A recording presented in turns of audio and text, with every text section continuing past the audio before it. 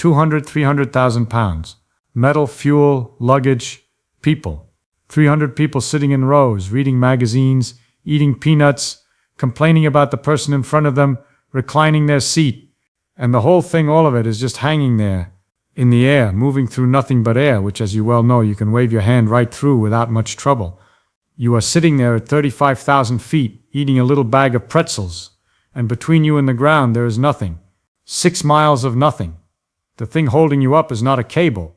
It is not a balloon. It is not magic. It is a physical interaction between a shaped piece of metal and the surrounding air. And that interaction has to generate a force equal to the entire weight of the airplane continuously for hours. One moment of failure, and you are a rock. So it seems like the kind of thing you ought to understand. And if you ask somebody how it works, if you corner a physics teacher, a pilot, your uncle who once read a book about airplanes, 9 times out of 10 you will get the same answer. They will say, well, you see, the wing is shaped so that the top is curved and the bottom is flat. The air that goes over the top has to travel a longer distance than the air that goes underneath. But both streams of air have to arrive at the back of the wing at the same time. So the air on top has to move faster to cover that longer distance. And Bernoulli's principle tells us that faster moving air has lower pressure. So there is lower pressure on top, higher pressure on the bottom, and that pressure difference pushes the wing up. Lift. That explanation is everywhere. It is in high school textbooks. It is in encyclopedias. Pilot training manuals have used it for generations. Museums put it on the little plaques next to model airplanes. I have heard university professors say it with great confidence and a pointer and a diagram. And every single part of that explanation, taken as a complete package, is wrong. Not a little wrong, fundamentally, structurally, irredeemably wrong. And I can prove it. But before I tear it apart, let me be fair. Because the people who teach this story are not stupid. There is something deeply seductive about that explanation. It has a beautiful logic to it.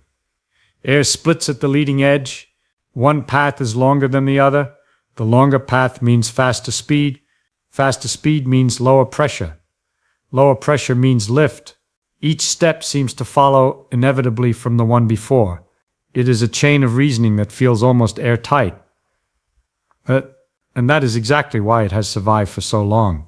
Beautiful wrong ideas are the hardest to kill. They resist all evidence because they satisfy the mind so completely that people stop looking for trouble. So let us take it seriously for a moment. Let us really examine this explanation with the respect it does not deserve, but with the care that the topic demands. The core claim is what aerodynamicists call the equal transit time theory. Sometimes people call it the longer path theory. The idea is this: a parcel of air that gets split at the front of the wing, the leading edge, must rejoin at the back of the wing, the trailing edge, at the same instant. The molecule that went over the top meets its partner that went under the bottom, right there at the trailing edge, and they continue on their way together, like two friends who take different paths around a building and agree to meet at the far corner at exactly the same time. One takes the short way through the alley, the other takes the long way around the block, but somehow they both arrive together. Sounds reasonable, does it not? Sounds almost obvious. Why would the air not rejoin? It's split apart. It should come back together. There is a pleasing symmetry to it. But here is the first crack. Ask yourself why. Why must the air rejoin at the trailing edge? What physical law demands this? What equation predicts it? Think carefully. Is there some force pulling those two parcels of air back together? Some invisible rubber band? Some telepathic connection between the molecule on top and the molecule on the bottom? No, there is no law of physics, not one, not anywhere, that says two parcels of air that separate at the leading edge must arrive simultaneously at the trailing edge. You can look through every textbook on fluid dynamics ever published. You can search through Newton, through Euler, through Navier, through Stokes, through Bernoulli himself. You will not find such a law. It does not exist. It was never derived.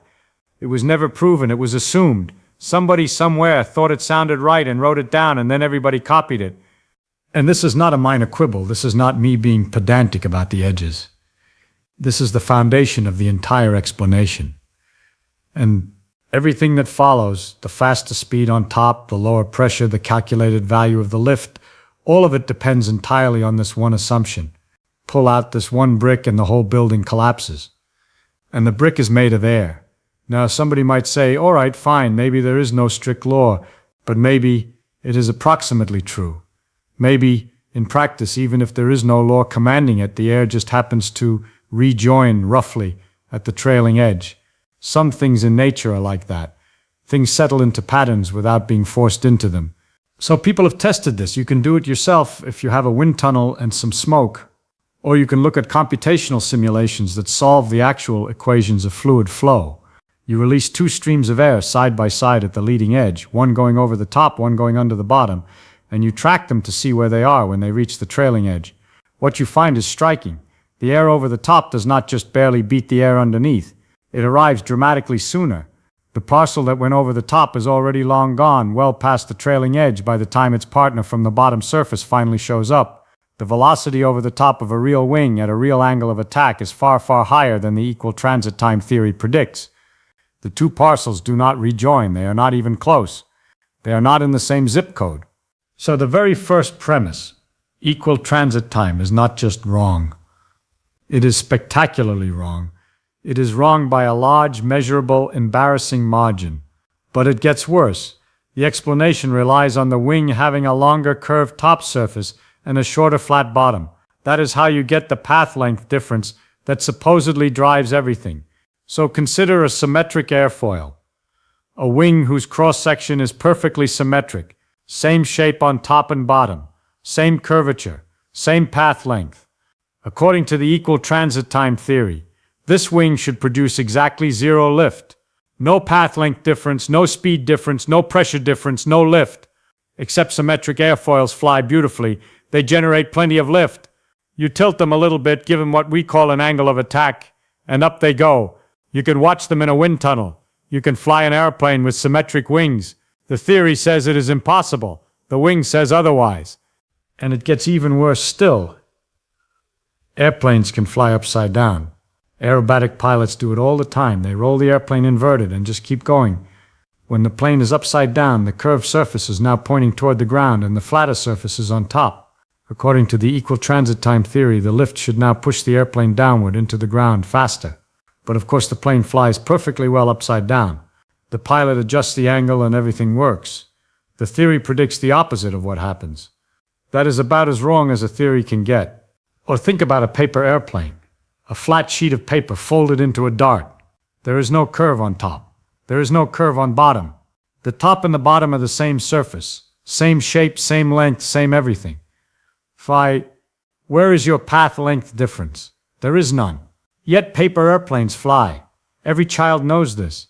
Every child who has ever folded a piece of paper and thrown it across a classroom has experimental evidence contradicting the standard textbook explanation, and most of them do not even realize it.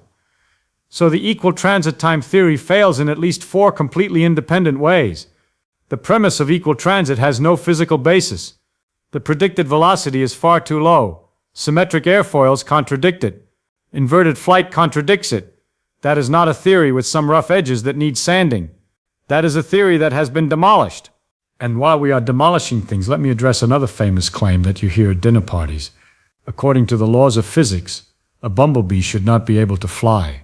People love repeating this because it sounds delightfully mysterious. The little bumblebee defying the arrogant physicists. Nature outsmarting the equations. The claim has a real origin, but it has been twisted beyond recognition. Sometime in the 1930s, somebody applied the standard equations for fixed-wing aircraft lift to a bumblebee's wings and got a number that said it should not fly, which is perfectly correct. A bumblebee cannot fly using fixed wings. A bumblebee is not a tiny airplane. Its wings do not hold still. They flap, they twist, they rotate, they create complex vortices on each stroke. The aerodynamics of insect flight is utterly different from the aerodynamics of an airplane. When you apply the correct equations, the ones designed for flapping, rotating, unsteady flow, the bumblebee flies just fine. There is no mystery. There was never a mystery. There was only somebody using the wrong formula for the situation. It is like calculating the area of a triangle using the formula for a circle, and then announcing that triangles are geometrically impossible. The formula is not wrong. You are using the wrong formula.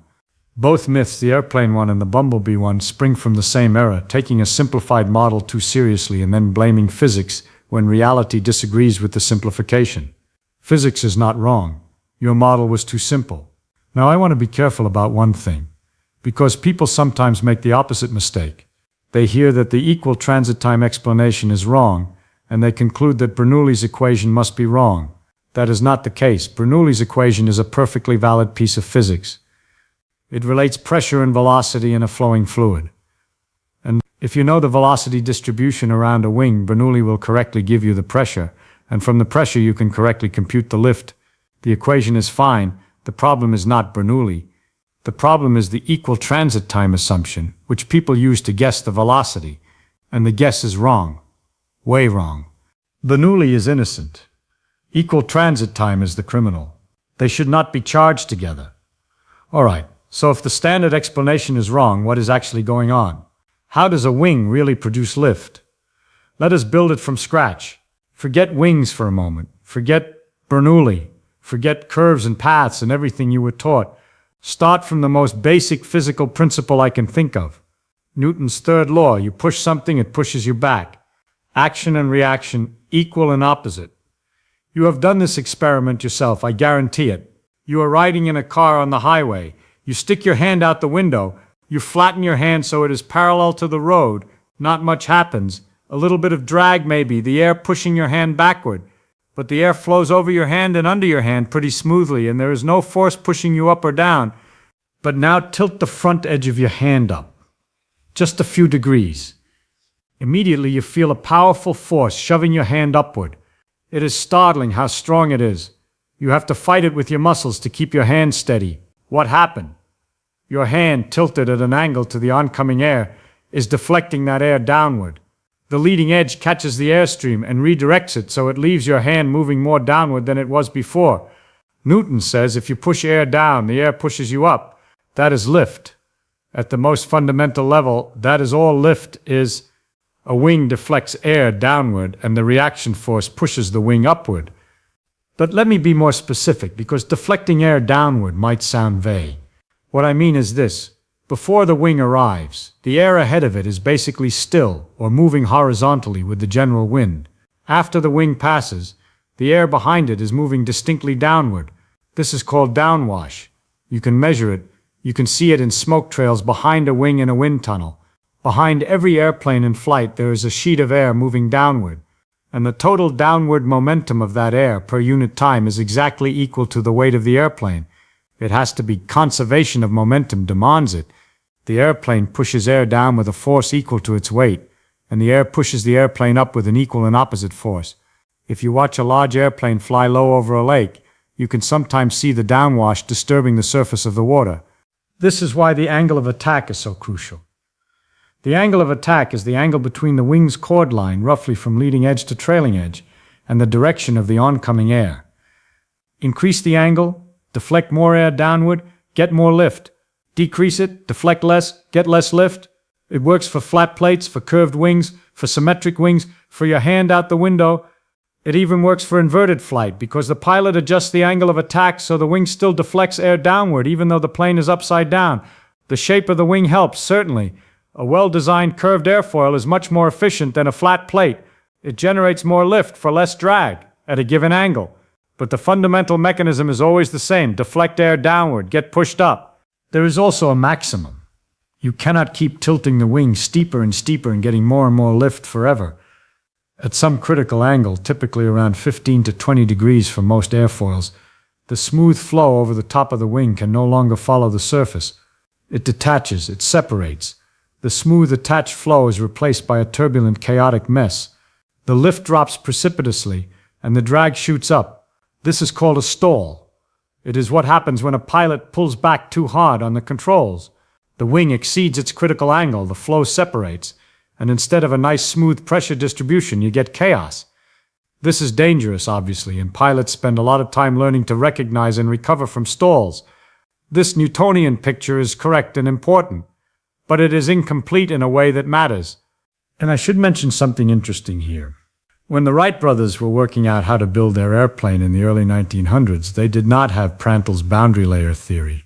They did not have the Kutta-Joukowsky theorem. They did not have any correct theoretical explanation of lift. What they had was a wind tunnel, a homemade one built in the back of their bicycle shop. And they had patience. They tested over 200 different wing shapes, measuring the lift and drag of each one. They built tables of data. They worked empirically, by experiment, by trial and error. They got it right, not because they understood the theory, but because they measured carefully and let the data guide them. The theory came later. The airplane came first, which is a humbling reminder that understanding why something works is not always a prerequisite for making it work. But it helps. It helps enormously once you have it to make things work better. If you only think about Newton's third law, you might imagine that only the bottom of the wing does the work, like a paddle slapping the air downward. And that is not the whole story. Not even close. Measurements show that about 2/3 of the lift on a typical wing comes from the top surface. Not the bottom, the top. The top, there is a strong region of low pressure above the wing that sucks the wing upward, and this contributes more to the total lift than the high pressure region pushing from below. So we need to understand what is happening above the wing and why the pressure there is so low. This is where things get genuinely interesting. And a little surprising, air is sticky. I know that sounds absurd. You walk through air every day and it does not feel sticky. But at the molecular level, air molecules interact with surfaces in a very specific way. Right at the surface of the wing, the air velocity is zero. The air literally does not move relative to the wing at the point of contact. This is not an approximation, not a simplification. It is one of the most fundamental and well-verified facts in fluid dynamics. It is called the no-slip condition. Think of it this way. Imagine you have a deck of cards. The bottom card is glued to the table. You push the top card forward. Each card drags the one below it a little bit. You get a gradient, a smooth transition from moving at the top to stationary at the bottom. That is what happens to air near a wing surface. Right at the surface, the air is still a fraction of a millimeter away. It is moving a bit. A few millimeters away, it is moving faster. And eventually, maybe an inch from the surface at cruising speed, the air reaches the full velocity of the oncoming flow. This thin region of velocity transition is called the boundary layer. Think of it this way. Imagine a river flowing past a bank. And it's right at the bank. The water is not moving. It is held in place by the mud and the rocks. But a foot out from the bank, the water is drifting slowly. 2 feet out, it is moving faster.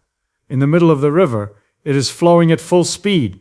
There is a gradient, a smooth transition from zero velocity at the bank to full velocity in the main stream. The boundary layer in air over a wing is the same idea, except the layer is incredibly thin and the fluid is air instead of water.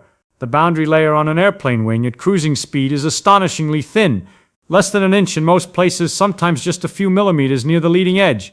A sliver, a whisper of sluggish air clinging to the aluminum. And you might think, well, something that thin cannot possibly matter much. It is to the wing what a coat of paint is to a building. Negligible. You would be spectacularly wrong. That thin layer changes everything about the flow. It is one of the great surprises of 20th century physics that something so small could have such enormous consequences. And this brings us to one of the great intellectual breakthroughs in the history of physics, courtesy of a German physicist named Ludwig Prandtl. In 1904, at the Third International Congress of Mathematicians in Heidelberg, a young German physicist named Ludwig Prandtl stood up and gave a talk. Just 8 pages of notes. Nobody in the audience had any idea they were witnessing the birth of modern aerodynamics. Prandtl's insight was breathtaking in its elegance. For over a century, people had been stuck. On one side, they had beautiful inviscid flow theory that was mathematically tractable but gave absurd answers like zero drag. On the other side, they had the full viscous equations of Navier and Stokes, which were correct but impossible to solve for any practical problem. Prandtl broke the deadlock by dividing the world in two. Far from the wing, the air behaves almost as if it has no viscosity at all. The inviscid equations work beautifully there.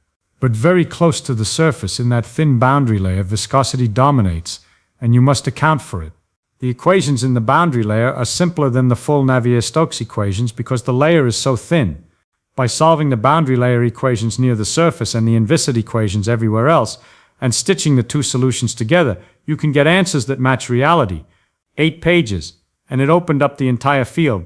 People rightly call Prandtl the father of modern aerodynamics. Before Prandtl, the theorists and the experimentalists were living in different worlds. The theorists working with inviscid equations could not predict drag. The experimentalists measuring actual forces on wings and bodies had numbers the theorists could not explain. Prandtl built the bridge between them. He showed how a vanishingly thin layer of viscous fluid could produce effects that the bulk and viscid theory completely missed. What the boundary layer does, in practical terms, is this. Because of viscosity, the flow over the wing has to obey certain constraints. It has to leave the trailing edge smoothly. It cannot whip around the sharp trailing edge from the bottom to the top. The viscous forces in the boundary layer prevent that sharp turn. Instead, the flow separates cleanly at the trailing edge. This smooth departure is called the Kutter condition, named after the German mathematician Wilhelm Kutter. When the wing first starts moving, when the airplane begins its takeoff roll, the flow initially tries to wrap around that sharp trailing edge. For a brief moment it tries, but it cannot sustain this. The viscous forces in the boundary layer cause the flow to separate, and a small spinning vortex gets shed off the trailing edge. This is called the starting vortex. You can see it in wind tunnel experiments, a little swirl of air that gets left behind as the wing begins to move. Here is where it gets elegant. There is a theorem in fluid dynamics called Kelvin's circulation theorem. It says that in an inviscid fluid, the total circulation, the total amount of rotation in a closed region of fluid cannot change over time. When the starting vortex is shed with a certain amount of spin in one direction, an equal and opposite amount of spin must develop elsewhere. And where does it develop? Around the wing itself. This is called a bound circulation. Circulation is a strange concept if you have not encountered it before. It does not mean the air is spinning around the wing like water in a bathtub drain. There is no visible swirl. What it means is that if you trace a mathematical loop around the wing and add up the velocity of the air along that loop, component by component, the total is not zero. There is a net push in one direction around the loop. It is a property of the flow pattern, not a visible rotation. And this circulation, this mathematical property, is directly responsible for lift. There is a beautiful theorem, the Kutter-Joukowski theorem, developed independently by Wilhelm Kutter and the Russian physicist Nikolai Joukowski in the early 1900s. The theorem says that the lift per unit span of the wing is exactly equal to the fluid density times the free stream velocity times the circulation. Three quantities multiplied together, and you get the lift. That is the whole formula. Density times velocity times circulation. It is one of the most elegant results in all of fluid dynamics.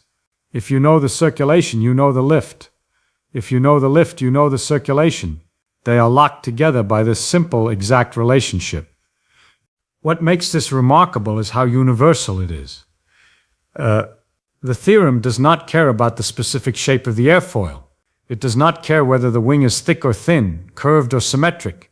As long as you know the circulation, you know the lift, all the complexity of the flow, all the details of the pressure distribution and the velocity field boil down to a single number, the circulation. So the chain of cause and effect goes like this. The wing moves through the air. Viscosity in the thin boundary layer enforces the Kutter condition at the trailing edge. A starting vortex is shed. Kelvin's theorem requires an equal and opposite bound circulation to develop around the wing. That circulation produces a pressure distribution, low on top, high on the bottom, which we can calculate using Bernoulli's equation applied to the actual velocities, not the fake velocities from the equal transit time theory, and this pressure distribution integrates to give us lift. And every step is based on real physics. Every step is measurable and verifiable. Every step follows from the equations of fluid dynamics. Both surfaces contribute. The bottom deflects air downward by direct interaction. The top, because the flow follows the curved surface and then curves downward toward the trailing edge, also deflects air downward. The net effect is a substantial downwash behind the wing, a region where the air is moving more downward than it was before it encountered the wing. By Newton's third law, the wing is pushed up. And critically, none of this requires the equal transit time assumption. None of it requires the air to rejoin. None of it requires one path to be longer than the other. It all follows from the real physics of viscous flow, boundary layers, and the Kutter condition. Now let me take you somewhere strange, somewhere that will make you uncomfortable. Back to the 18th century, to one of the most embarrassing results in the history of physics. In 1752, a French mathematician named Jean Laurent d'Alembert did a calculation. D'Alembert was brilliant. He was one of the editors of the great encyclopedia, the monumental reference work of the French Enlightenment, and he was a superb mathematician. He asked what seemed like a simple question: what force does a fluid exert on a body moving through it at constant speed? He used the best theory available, incompressible, inviscid potential flow, a perfectly smooth, perfectly frictionless fluid. He set up the equations, he did the integral around the body, he checked his work, and he got an answer that horrified him. Zero. The net force was zero, not just the lift, the drag too. A body moving at constant speed through a frictionless fluid experiences no resistance whatsoever. No drag, no lift, nothing. The fluid parts perfectly ahead of the body and closes perfectly behind it, and the pressure pushes equally in all directions, and the whole thing adds up to precisely nothing. D'Alembert knew this was absurd. Ships obviously experience resistance in water. Arrows slow down in flight. A person walking through a strong wind feels a force. The mathematics was impeccable, but the conclusion was ridiculous.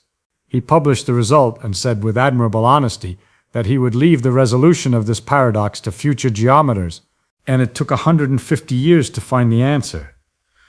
And 150 years of the smartest people in Europe being stumped by the question of why a frictionless fluid gives the wrong answer. You might think the answer is obvious. Well, real fluids are not frictionless. True. But here is the puzzle that kept people up at night. Real fluids like air and water have very little viscosity. Air is barely viscous at all. It feels like it should be very close to the inviscid ideal. So why does the inviscid theory not give an approximately correct answer? Why does it give an exactly wrong answer? Zero is not approximately correct. It is maximally wrong. How can the tiniest bit of friction produce a gigantic change in the answer? This is the puzzle that Prandtl solved with his boundary layer. What? The answer is that no matter how small the viscosity, it creates a boundary layer where its effects are concentrated. And that boundary layer, no matter how thin, changes the fundamental character of the flow. It introduces asymmetry, it allows separation, it permits drag. The effect is not proportional to the amount of viscosity. It is a qualitative change, not a quantitative one. A tiny amount of friction does not produce a tiny amount of drag. It produces a completely different kind of flow. Mathematicians have a name for this kind of behavior. They call it a singular perturbation. The inviscid limit is not the smooth, well-behaved limit you might expect. It is wild, discontinuous. The solution at zero viscosity is fundamentally different from the solution at any non-zero viscosity, no matter how small.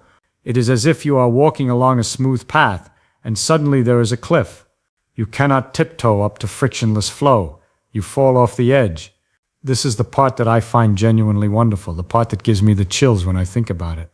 The most idealized, mathematically pristine version of fluid flow predicts that flight is impossible. In a perfect frictionless world, there is no lift and no drag. Nothing interesting happens. A wing does nothing. An aeroplane sits on the runway and never moves. And what rescues flight from this mathematical death sentence is friction. The very thing you would think works against an airplane, the thing that creates drag and burns fuel and slows you down, is the same physical phenomenon that makes lift possible in the first place. Without viscosity, without that microscopically thin boundary layer of sluggish air, no starting vortex forms. No circulation develops, no Kutta condition is established. And there is no lift. Friction is not just the enemy of flight. It is the secret ingredient. The thing that tries to slow you down is the same thing that holds you up. Nature has a sense of irony that would make a playwright jealous. So now let me come back to the title of this talk. Airplanes should not be able to fly. And nobody really knows why. Is that true? The first part has a kernel of truth, but only in a very narrow technical sense. In D'Alembert's perfectly inviscid mathematical world, flight is indeed impossible. So if by should not you mean according to an oversimplified model that ignores a crucial physical effect, then sure, but that is like saying a car should not be able to drive because you left friction out of your model of tires. The real equations of fluid flow, the Navier-Stokes equations, which include viscosity, predict lift with no trouble at all. There is no paradox in the real physics. There is only a paradox in the simplified version. The second part, nobody really knows why, is more interesting and more wrong, but it has a subtle grain of truth that is worth examining. We know very well how lift works. We can predict it. We can calculate it multiple ways. We design billion-dollar aircraft using these calculations, and they work. Every commercial airplane ever built was designed using equations and computer simulations that correctly predict the lift. If nobody knew why planes fly, we would have stopped building them a long time ago. But the equations we use, the Navier-Stokes equations, present a deep mathematical mystery that is worth understanding. These equations were first written down by Claude Louis Navier in 1822 and refined by George Gabriel Stokes a couple of decades later. They describe how the velocity and pressure of a viscous fluid evolve in time and space. They account for everything: viscosity, inertia, pressure gradients, compressibility, if you include it, even the chaotic behavior we call turbulence. As far as we know, they are the correct and complete description of how ordinary fluids behave. And for most practical cases, we cannot solve them exactly. The difficulty is that the equations are nonlinear. The velocity of the fluid at one point depends on the velocity at neighboring points, which in turn depend on the velocities at their neighbors, in a chain of mutual influence that makes the mathematics ferociously hard. Linear equations can be broken into simple pieces and solved one piece at a time. Nonlinear equations resist this. Their pieces interact with each other, and new behavior emerges that you could not have predicted from any single piece alone. Turbulence, that beautiful, chaotic, swirling motion you see in a stream or in the smoke from a chimney, is a fundamentally nonlinear phenomenon. So we solve the Navier-Stokes equations approximately on computers by dividing the space into millions or sometimes billions of tiny boxes and stepping forward in tiny increments of time, computing the velocity and pressure in each box based on values in its neighbors. This is called computational fluid dynamics. It is one of the great triumphs of modern engineering. The answers match experiments with remarkable precision. Every modern airplane wing, every turbine blade, every car body, every bridge that must resist wind loads has been designed using these numerical solutions. They are reliable, they work, but nobody has exact analytical solutions for most real situations. And more troubling, nobody can prove that solutions to the three-dimensional Navier-Stokes equations always exist and remain smooth and well-behaved. It is conceivable that the solutions develop singularities, points where the velocity becomes infinite, blow-ups in the mathematical sense. Nobody has ever observed this in a simulation or an experiment. But nobody has proved it cannot happen. This question is one of the 7 Millennium Prize problems posed by the Clay Mathematics Institute in the year 2000. There is $1 million prize for whoever can resolve it. As I stand here, that prize is unclaimed. It is considered one of the hardest open problems in all of mathematics. So there is a genuine sense in which our mathematical understanding of fluids has a gap